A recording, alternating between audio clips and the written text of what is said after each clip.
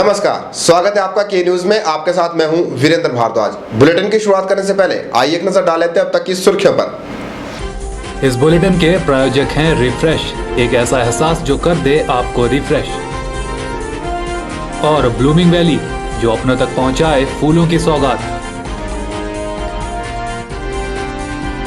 इस बार पड्डल मैदान में होगा सांस्कृतिक संध्याओं का आयोजन। शिवरात्रि मेला आयोजन समिति की साधारण बैठक में लिया गया निर्णय। शिवरात्रि महोत्सव नजदीक, लेकिन शहर की स्ट्रीट लाइटें बहा रही बदहाली के आंसू। अंधेरे में कैसे जाएगी जनता पड्डल मैदान।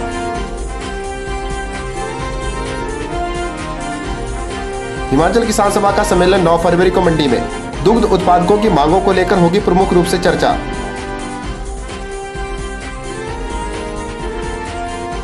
और 3 दिनों के बाद थमा बारिश और बर्फबारी का दौर। लोगों ने राहत की सांस, दिन भर खिली धूप का उठाया आनंद। और अब खबरें विस्तार से। इस बार आयोजित होने वाले अंतर्राष्ट्रीय शिवरात्रि महोत्सव की सांस्कृतिक संध्याओं को ऐतिहासिक पड्डल मैदान में आयोजित करने का निर्णय लिया गया है। शेरी मंच पर किसी भी प्रकार की सांस्कृतिक संध्याएं आयोजित नहीं होगी। साथ ही सभी सांस्कृतिक संध्याएं 10 बजे संपन्न हो जाया करेंगी। यह निर्णय शिवरात्रि मेला आयोजन समिति की साधारण बैठक में सर्वसहमति से लिया गया है। अंतर्राष्ट्रीय शिवरात्रि महोत्सव आयोजन समिति के मेला आयोजन से संबंधित साधारण बैठक वीरवार को उपायुक्त मंडी के सभागार में आयोजित की गई। बैठक की अध्यक्षता उपायुक्त एवं अध्यक्ष शिवरात्रि मेला देवेश कुमार ने की। बैठक को संबोधित करते हुए उन्होंने बताया कि गत वर्ष महोत्सव के आयोजन के लिए विभिन्न संसाधनों से 1,33,04,174 रुपए की आय आयोजन समिति को प्राप्त हुई थी, जिसमें पड्डल ग्राउंड के आवंटन से 1,02,22,690 रुपए तथा अन्य संसाधनों से 1,40,017 रुपए की आय शामिल है। उन्होंने बताया कि गत वर्ष मेले के आयोजन पर कुल 1,24,23,716 रुपए की राशि खर्च की गई, जिसमें सांस्कृतिक कार्यक्रम, साउंड सिस्टम इत्यादि पर 52,37,500 रुपए खर्च किए गए। बैठक में निर्णय लिया गया कि इस वर्ष रात्रिकालीन सांस्कृतिक कार्यक्रमों का आयोजन पड्डल मैदान में किया जाएगा।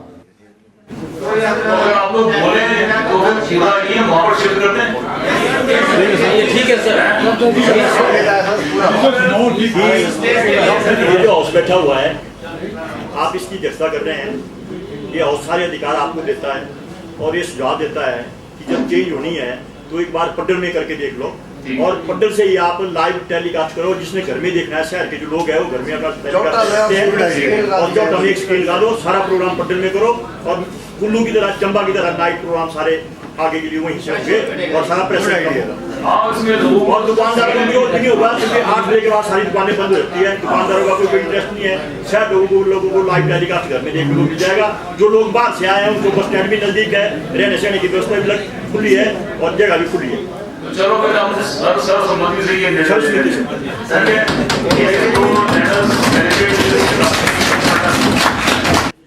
देवेश कुमार ने बताया कि सांस्कृतिक संध्याओं में केवल एक सांस्कृतिक संध्या ही रात्रि 12 बजे तक आयोजित की जाएगी, जबकि अन्य सांस्कृतिक संध्याओं के कार्यक्रम रात 10 बजे तक ही आयोजित किए जा सकेंगे।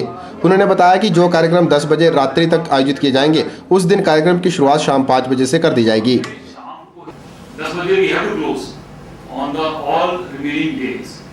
तो हम बाकी दिन प्रयास करेंगे कि 5:30-6 बजे के आसपास अपने कार्यक्रम को शुरू कर लें। इसलिए मेरी जनता से आज ये अनुरोध है कि जब वो कार्यक्रम शुरू हो तो 5:30 बजे आकर के आनंद में, वरना फिर जो कलाकार होते हैं उनकी भी शिकायत ये रहती है कि हम कैसे परफॉर्म करें जब सामने देखने वाला ही कोई नहीं। ये मेरा अनुरोध रहेगा कि इस बार हम जल्दी शुरू करेंगे कार्यक्रम। देवेश कुमार ने बताया कि गत वर्ष 221 देवताओं को आमंत्रित किया गया था, जिनमें से 190 देवी देवता मेले में पधारे थे। उन्होंने बताया कि देव सदन के निर्माण के लिए भूमि का चयन लगभग कर लिया गया है, जिसके लिए प्रारंभिक तौर पर 25 लाख रुपए का प्रावधान भी किया जा चुका है। कैमरा पर्सन विजय के साथ ब्यूरो रिपोर्ट, के न्यूज, मंडी। अंतर्राष्ट्रीय शिवरात्रि महोत्सव शुरू होने वाला है और मंडी शहर की स्ट्रीट लाइटें अपनी बदहाली पर आंसू बहाती हुई नजर आ रही हैं। इस बार पड्डल मैदान में ही सांस्कृतिक संध्याओं का आयोजन किया जाना है, लेकिन शहर में पसरे अंधेरे में लोग कैसे पड्डल मैदान तक पहुंचेंगे, ये एक सोचनीय विषय है। लोगों ने मांग की है कि स्ट्रीट लाइटों की दशा को जल्द सुधारा जाए। मंडी शहर में लगाई गई स्ट्रीट लाइटों की दयनीय हालत को लेकर स्थानीय जनता ने रोष प्रकट करते हुए बताया कि स्ट्रीट लाइटों के खराब होने के कारण उन्हें परेशानियों का सामना करना पड़ता है। साथ ही जनता का कहना है कि शिवरात्रि मेले में भीड़-भाड़ होने के कारण लाइटों की उचित सुविधा होनी चाहिए। मंडी शहर के तमाम गलियों में कई दिनों से देखा जा रहा है कि स्ट्रीट की जो लाइट है, अनेकों गलियों की जो लाइट है वो गुल है और आने वाले दिनों में एक बहुत बड़ा अंतर्राष्ट्रीय शिवरात्रि महोत्सव मंडी नगर में होने वाला है।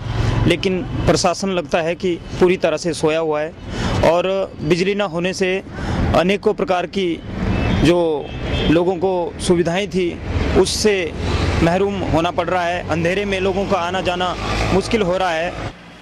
जनता का कहना है कि स्ट्रीट लाइट की असुविधा के चलते दुर्घटनाओं का भी अंदेशा बना रहता है। स्ट्रीट लाइट के लिए लगाए गए पोल की हालत भी बिगड़ी हुई दिखाई पड़ रही है। इन्होंने नगर परिषद और प्रशासन से मांग की है कि शहर की बंद पड़ी स्ट्रीट लाइटों को तुरंत प्रभाव से ठीक किया जाना चाहिए ताकि रात्रि के समय में लोगों को परेशानियों का सामना न करना पड़े। और शाम के समय जितनी पब्लिक नौकरी पेशा लोग शहर को आते हैं उनको भारी दिक्कत का सामना करना पड़ता है। बहुत ज़्यादा अंधेरा होता है और कोई भी घटना जो है वो दुर्घटना में तब्दील हो सकती है। इसलिए हमारा प्रशासन से और आदरणीय उपायुक्त महोदय से यह आग्रह है कि वे त्वरित इस संदर्भ में कार्रवाई करें और यहाँ पे जो है बिजली की व्यवस्था की जाए। ज्ञात रहे कि मंडी में आयोजित होने वाले ऐतिहासिक शिवरात्रि मेले को कुछ दिन शेष बच गए हैं। ऐसे में प्रशासन को चाहिए कि वे इस ओर ध्यान दे ताकि स्थानीय लोगों के साथ साथ बाहर से आने वाले लोगों को भी इस परेशानी से दो चार न होना पड़े। कैमरा पर्सन लोकेश ठाकुर के साथ ब्यूरो रिपोर्ट के न्यूज मंडी। हिमाचल किसान सभा किसानों और दुग्ध उत्पादकों की प्रमुख मांगों को लेकर मंडी में एक सम्मेलन का आयोजन करने जा रही है। इस सम्मेलन में दुग्ध उत्पादकों को 25 रुपए प्रति किलो की दर से समर्थन मूल्य देने और हर महीने की 7 तारीख से पहले अदायगी करने की मांग को प्रमुखता से रखा जाएगा। इसके साथ ही बंदरों के निर्यात पर लगी रोक को हटाने की मांग भी की जाएगी। आने वाली 9 फरवरी को मंडी में हिमाचल किसान सभा एक सम्मेलन का आयोजन करेगी। इस सम्मेलन में प्रदेश भर से आए किसान और दुग्ध उत्पादक भाग लेंगे। हिमाचल किसान सभा के पदाधिकारियों ने बताया कि दुग्ध उत्पादकों को उचित समर्थन मूल्य मिले और समय पर अदायगी हो, इस बात को प्रमुखता से उठाया जाएगा। दूध का जो न्यूनतम मूल्य है, जो 3 पॉइंट जो फैट पे और 7.5 SNF पे, वो कम से कम 25 रुपये किलो होना चाहिए। क्योंकि ये बहुत विडंबना की बात है कि एक तरफ जो किसान दूध पैदा करता है उसके लिए वो मेहनत करता है, जो पशु पालता है उसका पालन पोषण करता है, फीड खिलाता है, वो जो दूध है वो 16 रुपये से लिया जा रहा है, जबकि बाज़ार में जो पानी है वो 20 रुपये 22 रुपये लीटर बेचा जा रहा है, जो बड़ी बड़ी कंपनियां, बड़े बड़े जो औद्योगिक घराने बेच रहे हैं। ये तो इसलिए ये सारा जो नीति है मूल्य निर्धारण की सरकार के द्वारा वो किसानों के विरोध में। तो इसके लिए भी हम इस अधिवेशन में कम से कम 25 रुपये किलो दूध का समर्थन मूल्य मांग करेंगे और उनका जो भुगतान है वो हर महीने उसका होना चाहिए। वहीं किसान सभा के सदस्य सम्मेलन में बंदरों के निर्यात पर लगी रोक को हटाने की मांग भी करेंगे। किसान सभा सदस्यों का कहना है कि आज बंदरों के आतंक के कारण किसानों ने खेती तक करना छोड़ दिया है। पूरे प्रदेश के अंदर हालात ऐसे हो गए कि बहुत सारी जगह पर किसानों ने अपनी ज़मीन को बंजर छोड़ दिया है, क्योंकि दिन रात के पहरे के बाद भी जो बीज बोया जाता है उसको वापस घर वो नहीं पहुंच पाता, जिस कारण से लोगों ने जो है ये फसलें उगाना छोड़ दी हैं और परिवारों के भूखे बनने की नौबत जो है आ गई है पूरे प्रदेश के अंदर। और बहुत सारी जगह ये हालात और भी बदतर हो चुके हैं। उसके साथ साथ हमारी ये भी मांग थी सरकार से कि खास करके बंदर के निर्यात पर जो रोक लगी है 1978 से केंद्र सरकार ने रोक लगा रखी है, उस निर्यात पर लगी रोक को हटाया जाए। क्योंकि अगर बंदर का निर्यात होता है तो बंदर के ऊपर जो मेडिकल रिसर्च होती है वो जो है विदेश में एक बंदर 3 लाख से 5 लाख रुपए में बिकता था, जिससे हमारी सरकार को रेवेन्यू आता था। और अभी भी अगर वो बंदर का निर्यात होता है तो बहुत सारा रेवेन्यू हमारे प्रदेश को आ सकता है, जिससे किसानों के विकास के लिए या प्रदेश के विकास के लिए वो पैसा इस्तेमाल किया जा सकता है, लेकिन रोक नहीं हटाई जा रही है। सम्मेलन के बाद किसान सभा सदस्य किसानों की मांगों से संबंधित ज्ञापन राज्य सरकार को सौंपेंगे और समस्या के शीघ्र समाधान की गुहार लगाएंगे। कैमरा पर्सन विजय के साथ ब्यूरो रिपोर्ट के न्यूज मंडी। कभी कभी आनन फानन में ऐसे फैसले ले लिए जाते हैं जिनका खामियाजा जनता को भुगतना पड़ता है। बात बैजनाथ के ITI की हो रही है। पूर्व में रही भाजपा सरकार ने बैजनाथ में कहने के लिए ITI तो खोल दी, लेकिन ना तो यहाँ पर मूलभूत सुविधाएं जुटाई जा सकी है और ना ही अध्यापक। जब छात्रों को भविष्य अंधकार में नजर आने लगा तो आंदोलन की राह पकड़नी पड़ी। बैजनाथ स्थित राजकीय औद्योगिक प्रशिक्षण संस्थान के छात्रों ने संस्थान के प्रांगण में धरना प्रदर्शन किया। उनका कहना है कि पिछले साल 6 महीने पहले खुले इस संस्थान में 82 छात्र और इसमें 2 ट्रेड इलेक्ट्रीशियन व मोटर मैकेनिक हैं, मगर 6 माह से मात्र एक इंस्ट्रक्टर ही उन्हें पढ़ा रहा है। उनका कहना है कि संस्थान में न तो कोई लैब चल रही है और न ही वर्कशॉप, ऐसे में उनकी पढ़ाई बिल्कुल नहीं हो पा रही है। हमारे लिए कोई टीचर नहीं है, हम बिना उसके न्यूट्रल ही आते हैं और न्यूट्रल ही चले जाते हैं। कोई पढ़ाई नहीं हो रही है हमारी, ना हमारे पास कंप्यूटर की लैब है, ना वर्कशॉप लैब है, जिसकी वजह से हम इतनी दूर से आते हैं तो बिल्कुल मतलब बेरंग होकर ही आते हैं और बेरंग ही चले जाते हैं। अभी तक हमारे पास गवर्नमेंट की तरफ से एक आदमी यानी कि इंस्ट्रक्टर जो है MMB का आया हुआ है और अभी तक दूसरी और जो पोस्टें क्रिएट की उसके अभी भरी जाने बाकी हैं और जैसे ही गवर्नमेंट हमें इनके पोस्टें देगी तो नेचुरली उनकी अपॉइंटमेंट की जाएगी। बैजनाथ के विधायक किशोरीलाल ने कहा कि वे जल्द ही मंत्री व मुख्यमंत्री से बात करके इस समस्या को निपटाएंगे। मुख्यमंत्री के समक्ष ये मामला उठाऊंगा ताकि यहाँ जो छात्र प्रशिक्षण ले रहे हैं उन्हें स्टाफ मुहैया हो, यहाँ टूल वगैरह की कमी है वो भी पूरे हों, जो भी औद्योगिक प्रशिक्षण केंद्र में सुविधाएं उपलब्ध होती हैं वो सभी यहाँ मुहैया कराई जाएंगी ताकि जो छात्र यहाँ प्रशिक्षण ग्रहण कर रहे हैं उन्हें कोई कठिनाई ना हो। गौरतलब है कि पिछली सरकार ने चुनाव से पहले आनन फानन में यह संस्थान खोल दिया था। तब से इस संस्थान में न ही स्टाफ उपलब्ध हुआ है और न ही बजट। के न्यूज के लिए बैजनाथ से कमल गुप्ता की रिपोर्ट। सोलन में आए दिन चोरी की वारदातें सामने आ रही हैं। चोर कभी मंदिरों को अपना निशाना बना रहे हैं तो कभी कार्यालय व दुकानों को। 2 दिन पहले भी चोरों ने सोलन के पुराना बस अड्डे पर स्थित एक दुकान पर नकदी पर से हाथ साफ कर लिया, लेकिन चोरी की इस वारदात को अंजाम देने वाले अपराधी पुलिस को चकमा नहीं दे पाए। पकड़े गए तीनों अपराधियों को सोलन कोर्ट में पेश करने के बाद रिमांड पर ले लिया गया है।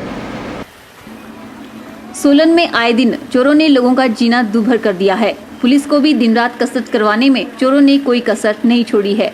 2 दिन पहले भी चोरों ने सोलन के पुराना बस अड्डे पर स्थित प्रेमचीज हलवाई की दुकान पर नकदी के बैग पर हाथ साफ कर दिया था।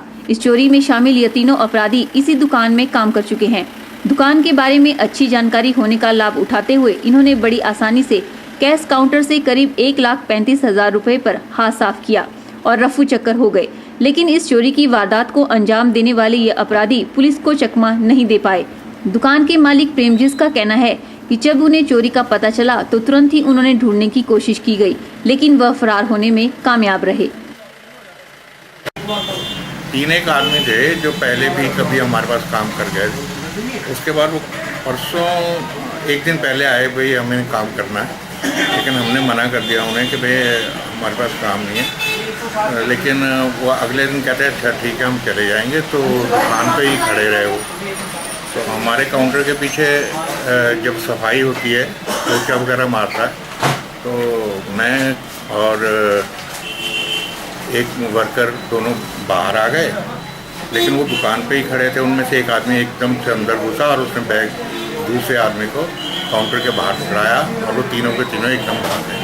हम जैसे ही उन्हें बाहर देखने गए, लेकिन हमें कुछ नहीं पता चला। इसी देर हम उन्हें ढूंढते रहे। मेरा बेटा ना पुलिस स्टेशन गया, पुलिस में रिपोर्ट करवाई। 1,35,000 के करीब थे। ये अंदाज़ा है, कम ज़्यादा भी हो सकता है। अधिक जानकारी देते हुए पुलिस अधिकारी ने बताया कि जैसे ही पुलिस को चोरी की सूचना मिली तो पुलिस द्वारा सभी स्थानों पर नाके लगा दिए गए थे, जिसमें नाके के दौरान एक अपराधी को पकड़ लिया गया। अधिकारी ने बताया कि बाकी दोनों अपराधियों को उनके मोबाइल की लोकेशन ट्रेस कर दिल्ली में पकड़ा गया। इन्फॉर्मेशन मिली, हमने सारी अपने जवानों को नाका पर व बस स्टैंड रेलवे ट्रैकों पे लगा दिया था।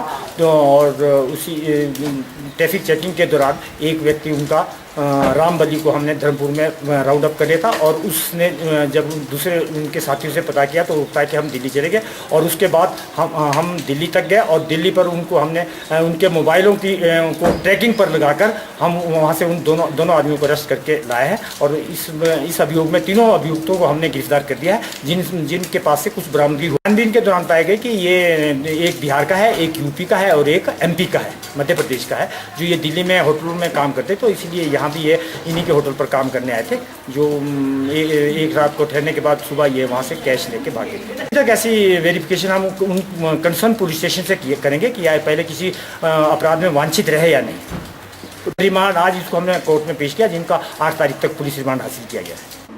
पकड़े गए इन तीनों अपराधियों को सोलन कोर्ट में पेश किया गया है, जहां से उन्हें 2 दिन का पुलिस रिमांड मिला है। के न्यूज के लिए सोलन से कीर्ति कौशल की रिपोर्ट। चलिए इसी के साथ के न्यूज में वक्त तो चला एक छोटे से ब्रेक का। ब्रेक के बाद भी खबरें जारी रहेंगी, देखते रहिए के news. Aquaguard water filter 18 liters ₹1700 only. Prestige induction cooker plus pressure cooker plus 4 utensils ₹3995 onwards. Bajaj JMG ₹2300 onwards. Plastic buckets and dustbins flat 30% off. Corel dinner sets flat 30% off. Glen glass top 4 burner chulha ₹5500 onwards. American Tourister luggage flat 50% off. Prestige pressure cooker flat 20% off. All schemes are available only at Guru Kripa, Ramnagar, Mandi, Himachal Pradesh up to 30th of January 2013. We also accept debit and credit cards. प्रदेश में जारी बर्फबारी का दौर वीरवार को आखिर थम ही गया। कई वर्षों के बाद सराज घाटी के जंजाली क्षेत्र में 1.5 फीट से अधिक बर्फबारी रिकॉर्ड की गई। वीरवार सुबह खिली धूप लोगों में एक नई उमंग लेकर आई। कई दिनों से घरों में दुबके लोग बाहर निकले और धूप सेकने का आनंद उठाया। पहाड़ों पर भारी बर्फबारी के कारण हिमस्खलन का खतरा बना हुआ है, जिससे बचने के लिए लोग आसपास से की बर्फ को हटाने में जुट गए हैं। कई वर्षों के बाद जंजैली क्षेत्र में 1.5 फीट से अधिक बर्फबारी रिकॉर्ड की गई है। सुबह की पहली किरण लोगों में एक नई उमंग लेकर आई, मगर ये खूबसूरत नज़ारे, घरों और पेड़ों में झड़ती हुई बर्फ कई भयावह खतरे भी सामने लेकर आई है। रायगढ़ और मगरूगला के साथ लगते कई बगीचों में कई पेड़ जड़ से उखड़ गए हैं। वहीं ऊंचे क्षेत्रों के लोग बिजली और पानी से महरूम रहे। जंजैली रामपुर मार्ग पिछले कई दिनों से बंद पड़ा है। जंजैली मंडी मार्ग भी पिछले 2 दिन से ठप है, जिससे लोगों को भारी परेशानी का सामना करना पड़ रहा है। विभाग का कहना है कि जंजैली मंडी मार्ग आज शाम तक यातायात के लिए खोल दिया जाएगा। जेसीबी और लेबर तत्परता से बहाली के कार्य में जुटी हुई है। जंजैली के अधिकतर क्षेत्रों में बिजली व्यवस्था सामान्य बनी हुई है। इस बार बड़ी बर्फबारी हुई है। लगता है कोई 30 साल पहले इतनी बर्फ गिरती थी, जब जंगल के सारे जानवर मतलब नीचे को उतर जाते थे उस वक्त। तो इस बार भी बहुत ही भारी बारिश हुई है। इससे बड़ा फ़ायदा हुआ है वैसे बागवानों के लिए। जो बीमारी वगैरह बुली एफिड वगैरह होती है वो ठीक हो जाएगी इससे, और सारे साल पानी रहेगा, बिजली की कोई कमी नहीं होगी। तो भगवान के जो टैंक हैं खुले ओपन टैंक वो भरे हुए हैं, और फसल के लिए भी बहुत अच्छा है। ढलानदार जगह है, वहाँ पर हिमखंड आने का भी खतरा है। तो इस तरह से जहाँ पर नुकसान फ़ायदे हैं इसके बर्फ़ के, वहाँ पर नुकसान भी काफ़ी हैं। लोगों के पास घास की कमी हो गई है, और लकड़ियाँ जो रखी हुई थी 1-2 महीने के लिए वो भी समाप्त होने वाली है। परंतु लगता है कि मौसम अभी भी नहीं खुलने वाला है, तो बड़ी भारी परेशानी होगी। तो इसके लिए मैं तो सरकार से ये कहूँगा कि भाई यहाँ पर लकड़ी के डिपो खुलने चाहिए, ताकि यहाँ के स्थायी निवासी उनके लिए फ़ायदा हो। भारी बर्फ जहां साल भर पानी का अनमोल तोहफा देती है, वहीं पूरे पहाड़ी क्षेत्र में कई जगह हिमस्खलन होना शुरू हो गया है। इससे बचने के लिए लोग सुबह से ही अपने आसपास की बर्फ हटाने में जुट गए हैं। अब यह कार्य लोगों की दिनचर्या का हिस्सा बन गया है। भारी बर्फबारी के कारण स्कूल भी कुछ दिनों के लिए बंद कर दिए गए हैं। के न्यूज के लिए जंजैली से KR कौशल की रिपोर्ट। सोमवार से बुधवार तक हुई लगातार बारिश ने पूरे उत्तरी भारत की रफ्तार को रोक दिया था। पहाड़ों पर हुए हिमपात और मैदानी इलाकों में हुई बारिश के कारण जनजीवन अस्त व्यस्त हो गया था। हालांकि बर्फबारी और बारिश काफी नुकसान कर गई, लेकिन लोगों ने इसे फसलों के लिए बेहतर करार दिया। 3 दिनों की बारिश के बाद जब वीरवार को मौसम साफ हुआ तो लोगों ने राहत की सांस ली। 3 दिनों में से कड़कड़ाती ठंड से जूझ रहे लोगों ने वीरवार को दिन भर धूप सेकने का आनंद उठाया। बाजारों में भी थोड़ी चहल पहल देखने को मिली। मौसम देख के बहुत खुशी हुई है। आज इतने दिनों बाद लोगों की परेशानियों से जो जूझ रहे थे, अच्छा लगा भी आज मौसम खुल गया है। लोग सब अपनी मार्केटिंग वगैरह बाजार आना जाना सब थोड़ा इतनी परेशानियों से तो अभी पीछा छूट गया लोगों को। और बहुत खुशी है आज बिल्कुल साफ मौसम है और लोगों की ज़रूरत थी, बारिश होना भी होगी, बड़ा अच्छा हुआ और परेशानियाँ तो हुई लेकिन बारिश भी ज़रूरी थी और अब मौसम भी खुल गया भी बहुत बढ़िया और बहुत अच्छा लग रहा है आज भी यहाँ मौसम साफ और जितने ठंड का वो भी तो ख़त्म हो गई, बस इतनी बारिश होने के बाद बस दूसरे दिन धूप निकले ठंड भी खत्म हो गई। चलिए इसी के साथ वक्त तो चला एक और छोटे से ब्रेक का। ब्रेक के बाद भी खबरें जारी रहेंगी, देखते रहिए के न्यूज़। आपके मंडी शहर में खुल गया है dental care clinic, multi speciality dental clinic, जिसमें आपको मिलेगा ऑर्थोडोंटिक्स यानी टेढ़े मेढ़े दांतों का इलाज। वर्ष भर 24 घंटे यहाँ उपलब्ध रहती हैं lingual braces, self ligating, ceramic braces, metal braces, orthopedic treatment, orthognathic surgery, cleft ortho जैसी आधुनिक सुविधाएं। ये सभी सुविधाएं डॉक्टर विशाल सेठ द्वारा दी जाएंगी, जो कि हिमाचल के एकमात्र IBO क्वालिफाइड विशेषज्ञ हैं। डॉक्टर विशाल हिमाचल डेंटल कॉलेज सुंदरनगर में भी सहायक प्रोफेसर के रूप में अपनी सेवाएं दे रहे हैं। यहाँ विशेषज्ञों द्वारा इम्प्लांट्स, रूट कैनाल ट्रीटमेंट, दांतों की filling, crown and bridge work, मसूड़ों का इलाज, बच्चों के दांतों का इलाज, नए दांत लगाना व ब्लीचिंग जैसी सुविधाएं बहुत ही कम खर्च पर दी जा रही हैं। यहाँ एम्स नई दिल्ली के भूतपूर्व विशेषज्ञ व हिमाचल प्रदेश डेंटल कॉलेज सुंदरनगर के प्रशिक्षित विशेषज्ञ भी अपनी सुविधाएं दे रहे हैं। Denta care clinic, Canara bank के सामने, मंडी, हिमाचल प्रदेश। ऊना स्थित सुप्रसिद्ध राधा कृष्ण मंदिर के महासम्मेलन में भागवत कथा में साध्वी ऋतंभरा ने कृष्ण जन्म की कथा का वर्णन किया। इस अवसर पर श्रद्धालु अपने आप को झूमने से नहीं रोक पाए। सैकड़ों श्रद्धालु कृष्ण चरणों में नतमस्तक हुए और भागवत कथा का रसपान किया। जिला ऊना के कोटला कला में स्थित सुप्रसिद्ध राधा कृष्ण मंदिर में चल रहे महासम्मेलन में हजारों श्रद्धालु नतमस्तक हुए। यह महासम्मेलन 12 फरवरी तक चलेगा।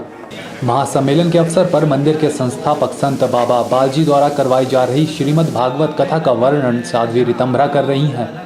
भागवत कथा के 5वें दिन साध्वी ऋतंभरा ने कृष्ण जन्म का वृतांत सुनाया और भगवान कृष्ण की लीलाओं का विस्तार पूर्वक वर्णन किया। साध्वी ऋतंभरा के भजनों ने श्रद्धालुओं को झूमने पर मजबूर कर दिया। कृष्ण जन्म के अवसर पर क्या बच्चे और क्या बूढ़े, हर कोई भजनों पर थिरकते नजर आए।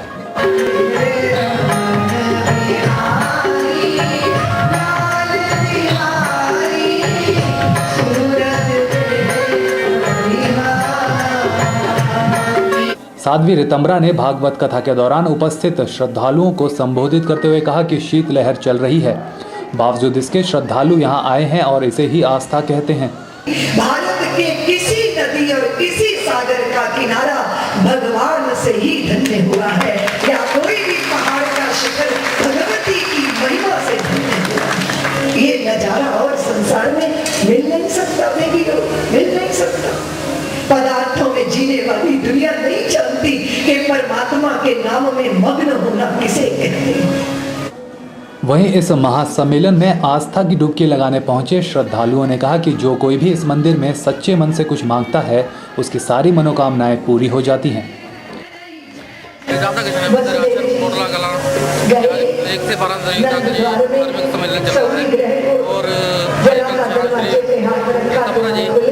भागवत कथा सुना रही है और आज यहाँ बारिश हो रही है, इसके बावजूद यहाँ श्रद्धालु आ रहे हैं। बारिश चलती रहती है, ये मौका कभी कभी मिलता है। सैकड़ों की तादाद में श्रद्धालुओं ने मंदिर में पहुंचकर भगवान कृष्ण के दर्शन किए और मंदिर के संस्थापक बाबा बालजी महाराज का आशीर्वाद प्राप्त किया। के न्यूज़ के लिए ऊना से राजनपुरी की रिपोर्ट। के न्यूज़ के इस अंक में फिलहाल इतना ही। ताज़ा जानकारी के लिए देखते रहिए के न्यूज़ को। वीरेंद्र भारद्वाज को दीजिए इजाजत। नमस्कार।